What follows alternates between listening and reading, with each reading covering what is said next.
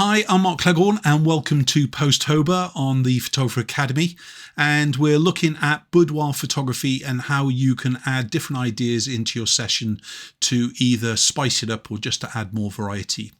So every day on the Academy, we're adding one new image in for you, and you can check up here on our YouTube channel to kind of see the same content, but obviously our members get it ahead of time. But the Pose-Tober series is focused obviously on boudoir photography and their kind of how-to, so I'll explain the poses step by step. We can also look at why to add them in, perhaps into your sessions to add that variety. But I'm sure that during the 31 ideas that we're giving you during the course of the month, you're going to be able to take it away, whether it's classic, creative, different moods and styles, different body shapes. You'll be able to actually add in the different kind of styles, as I said. So my seventh pose for the week is the bed stretch. Now, I know this might kind of surprise a few of you where you're kind of expecting more stylization, but I think it's important in the boudoir photography to have a really relaxed body and experience as well, and bringing in some fun and some real joy to the actual images. And at times, even myself, we can overpose things and they can look a little bit too structured and so on with it. One of the great things about the bed stretch, whether I'm photographing it from kind of the head position going down towards the feet, whether I'm photographing it in the horizontal position where the camera is looking directly onto the side profile of the body, or I'm shooting from above, shooting down, the bed stretch kind of thing just allows that real kind of just chill time. Doesn't matter what size or shape of client that I've got, it always pretty much works. And anything that needs to be disguised, we can still use a bit of a sheet or kind of net in to actually kind of just body sculpt that a little bit more. So for me here, this is a kind of a flip of the kind of the lay-in arches, as it were, because if you were to look at the profile position of this, you would see this lovely indentation shape as the kind of the shoulders come down and then they come back up towards the bottom. And so here the subject has got all the way onto the tummy, as it were, and the leg that we can just see here. You can just see the knee, in fact.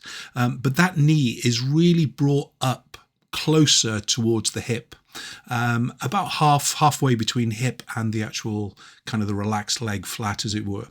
And by doing that, you get this extra little arch between the actual leg and the actual knicker line and the tummy and everything else with it. So you get a really great shape going on here. We'll kind of revisit the kind of the profile side later on in the series anyway.